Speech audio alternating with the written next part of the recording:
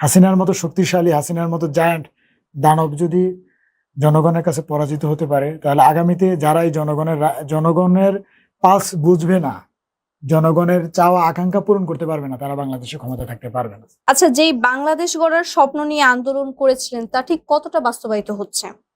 আন্দোলনের সময় যে প্রতিশ্রুতিগুলো মানে দেওয়া হয়েছিল এগুলো কতটা বাস্তব হয়েছে? যেই বাংলাদেশ পাওয়ার জন্য মানুষ রক্ত ঝরিয়েছিল, জীবন দিয়েছিল, তা বাস্তবায়নের কথা বা বাস্তবায়নের চেষ্টা করতেছে, সবাই বলতেছে, কিন্তু বাস্তবায়ন হয়নি।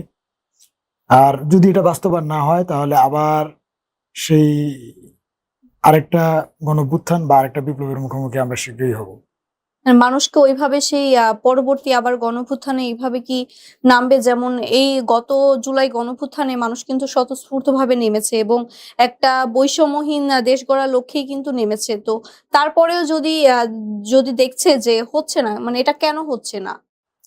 মানুষ, আমার সহ আলোচক নাহিদুজ্জামান রানা ভাই একটু আগে বলেছেন যে শেখ হাসিনা যেই 15 বছর, যেই আমার শরীরে যদি একটা রোগ 15 বছর যদি একটা জিনিস গ্রো করেন, ওটা কিন্তু আপনি 2 বছরের সমাধান সম্ভব না। ওই একটা বিষয় আছে।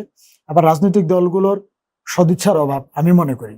কারণ আমরা যে আমাদের গণভোটের রায়, যেটাতে মানুষ নিরঙ্কুশভাবে যে জুলাই সনদে মানুষের যে সমর্থন ব্যক্ত করেছে, ওটাও আমরা বাস্তবায়ন করতে বর্তমান সরকারকে দেখিনি।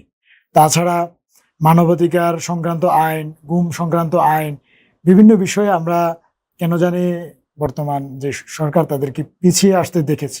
এই বিষয়গুলা আমার বিশ্বাস বর্তমান যারা ক্ষমতাসীন তারা শীঘ্রই মেনে নিবে। কারণ তারা, আমার বিশ্বাস, হাসিনার যে পরিণতি, এই পরিণতি হাসিনার চাইতে তো কেউ শক্তিশালী খুব শীঘ্রই হচ্ছে না।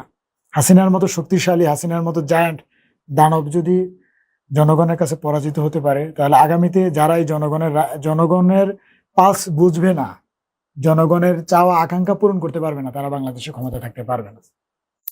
আপনার কি মনে হয় জুলাইয়ের সবচেয়ে বড় অর্জন কি আর ব্যর্থতার জায়গাটা ঠিক কোথায়? জুলাইয়ের সবচেয়ে বড় অর্জন, এখন বাংলাদেশে আমি বসে বর্তমান সরকারের সমালোচনা করতে পারতেছি। এখন আর বাংলাদেশে আগের মতো কথায় কথায় আপনি গুম হয়ে যাবেন না, আমি গুম হব না, কাউকে কারাগারে যাইতে হবে না, কথায় কথায় জঙ্গি নাটক হবে না, কথায় কথায় যে স্বজন হারানোর বেদনা আমাদেরকে শুনতে হয় না। আমাদের বর্তমান সরকার প্রধান অনেক স্বজন হারিয়েছে, কিন্তু এগুলো কিন্তু শুনতে হয় না। যে এটা আমরা যে নাটক আগে প্রতিনিয়ত মঞ্চস্থ হইতো, আমরা কিন্তু দেখিনি। আমরা কিছুদিন আগে দেখলাম যে বর্তমান সরকার প্রধান সার্কুলার দিয়েছেন যে ওনার ছবি যাতে ব্যবহার করা না হয়। তো এগুলা কিন্তু জুলাইয়ের অর্জন। ওনারা কিন্তু মানুষকে টাচ করার, মানুষের আকাঙ্ক্ষাকে টাচ করার চেষ্টা করতেছে। তো জুলাইয়ের অনেক অর্জন আছে। আর জুলাইয়ের সবচেয়ে ব্যর্থতা বলেন, আমি তো জুলাইকে ওভাবে ব্যর্থ মনে করি না। এটা একটা ক্রমান্বয়ে, জুলাই এখনো অসমাপ্ত। আমরা ক্রমান্বয়ে প্রতিটা আকাঙ্ক্ষা একদিন বাংলাদেশ, একদিন দেশবাসী বুঝে পাবে।